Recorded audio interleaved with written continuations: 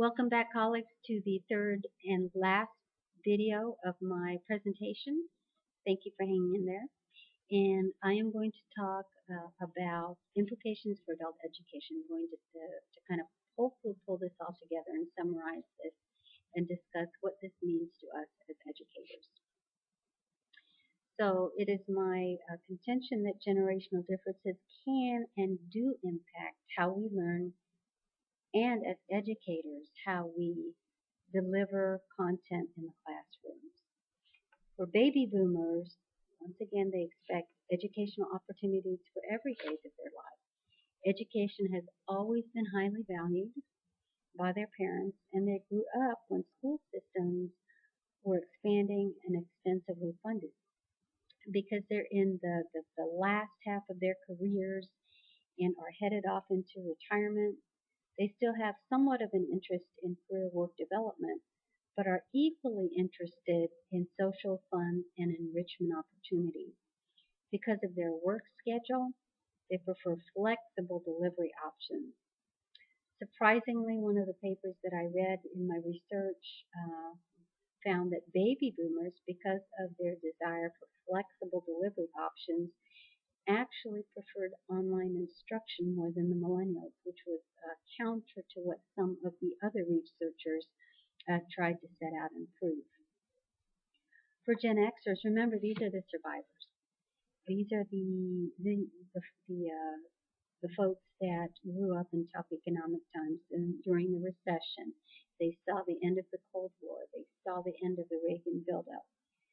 They saw their parents lose their jobs. So they are most interested in learning opportunities that either advance their careers or develop in other areas. So they kind of have multiple educational pursuits.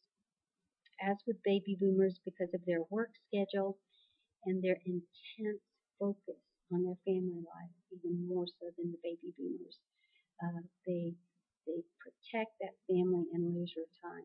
So they are also interested in flexible delivery options, not as much as the baby boomers, surprisingly. And they are also interested in social fun and enrichment opportunities. Adult millennials are, once again, remember these are 18 to 25-year-olds. So as expected, they are very focused on career qualifying and development courses. Surprisingly, a researcher discovered that second to this need was fun and enrichment activities.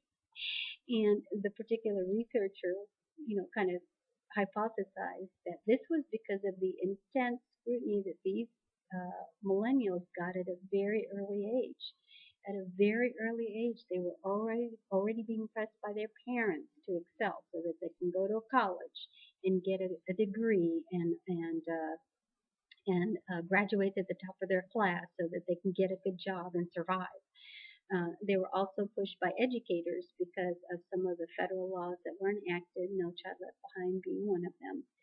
So it was hypothesized that because of this intense and early pressure, as adults, they really value their leisure time and they just need to blow off steam. So they will choose educational opportunities for fun and just sheer enjoyment and enrichment learning.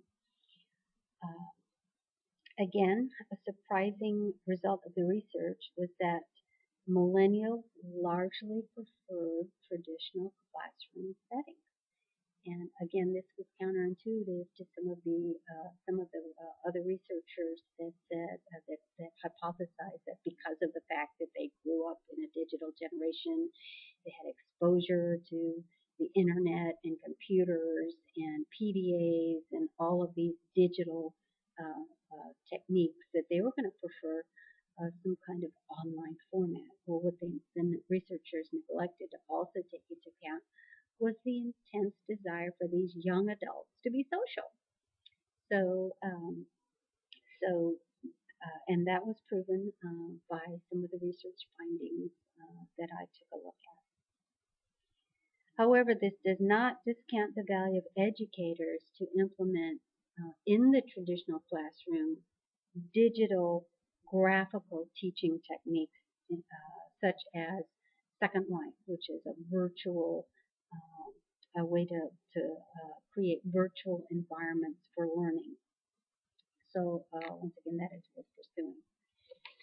So in sum, what I talked about in my presentation uh, was generational differences, and we really talked about, and it's interesting to note that even though the three generational groups that we looked at, the baby boomers, the Gen Xers, and the millennials, it was interesting in my research to find out that there were commonalities across each of these. All three generations were still somewhat career focused.